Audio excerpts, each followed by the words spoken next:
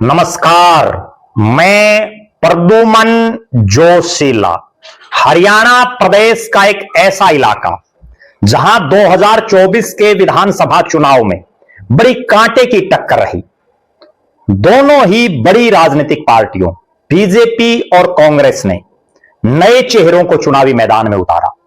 दोनों ही चेहरे पहली बार विधानसभा का चुनाव लड़ रहे थे और परिणाम बड़े मामूली अंतर से भारतीय जनता पार्टी के प्रत्याशी जीते, कांग्रेस की प्रत्याशी चुनाव हारी।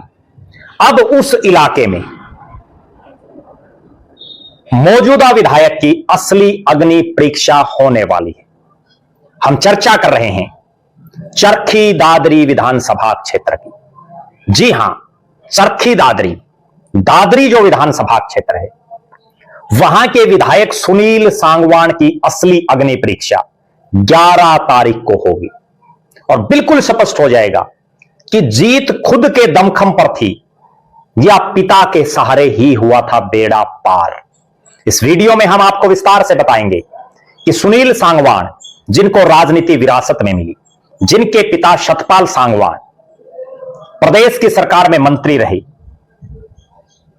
दादरी से विधायक रहे, 1996 में हरियाणा विकास पार्टी की टिकट से जीते, 2009 में हरियाणा जनहित कांग्रेस बीएल की टिकट से जीते और जीतने के बाद कांग्रेस में आ गए, कांग्रेस सरकार के साथ आ गए। प्रदेश की सरकार में भारी भरकम महकमों के कैबिनेट मंत्री बने। उनके बेटे जेल सुप्रिंटेंडेंट सुनील सांगवान अपनी नौकरी छोड़ करके राजनीति में आए, भारतीय जनता पार्टी में शामिल हुए और बीजेपी ने शामिल होते ही सुनील सांगवान को विधानसभा की टिकट भी दे दी। उनके सामने कांग्रेस ने चुनावी मैदान में उतारी पढ़ी लिखी डॉक्टर मनीषा सांगवान को। बड़ा कांटे का मुकाबला और आज भी उस इलाके के लोगों की जुबान पर यह बात है कि अगर कांग्रेस के ही नेता डॉक्टर मनीषा सांगवान की डट करके मजबूती से मदद करते तो वो कई हजार वोटों से चुनाव जीतती। और ये चर्चाएं बार बार उठती रही हैं, पिछले लगभग 18 महीने से लगातार चल रही हैं। और सुनील सांगवान, जिनके पिता सतपाल सांगवान, जो 1996 से सक्रिय चुनावी राजनीति में हैं, कई चुनाव लड़ चुके हैं, हारे भी जीते भी, अपना खुद का उनका एक रसूख रहा और बुढ़ापे में उन्होंने खुद की बजाय अपने बेटे को राजनीतिक तौर पर आगे बढ़ाया और उनका जो एक फैसला अपने बेटे को राजनीति में स्थापित कर गया। अब यह जो 11 तारीख है, यानी 11 अप्रैल का दिन, दादरी में विकसित दादरी रैली का आयोजन किया जा रहा है। अनाज मंडी दादरी में दोपहर 12 बजे चरखी दादरी के विधायक सुनील सतपाल सांगवान आयोजक हैं और मुख्य मेहमान हरियाणा के मुख्यमंत्री नायब सिंह सैनी हैं। सतपाल सांगवान के जीते जी उनके बेटे सुनील सांगवान विधायक बन गए। विधायक बनने के कुछ ही समय बाद सतपाल सांगवान का देहांत हो गया।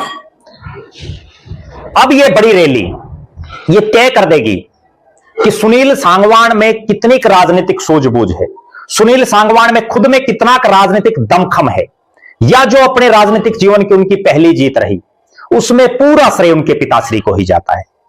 क्या पिताश्री के सहारे ही उनका बेड़ा पार हुआ उस चुनाव में, यह भी स्पष्ट हो जाएगा। 11 तारीख का दिन दादरी की धरती कितनी तादाद में लोग पहुंचते हैं, अपने आप में यह बहुत बड़ा सवाल है। दादरी से विधायक बनने के बाद सुनील सांगवान का यह पहला शक्ति परीक्षण है। केंद्र में बीजेपी की सरकार है, हरियाणा में बीजेपी की सरकार है, भिवानी महेंद्रगढ़ लोकसभा जिसमें दादरी हल्का आता है वहां सांसद बीजेपी का है। दादरी जिले में 2 हल्के हैं, दोनों ही हल्कों में बीजेपी के विधायक हैं। दादरी से खुद सुनील सांगवान विधायक हैं। तो सरकार के दमखम पर मुख्यमंत्री की इस रैली में कितने लोग पहुंचते हैं, यह बहुत बड़ा सवाल है।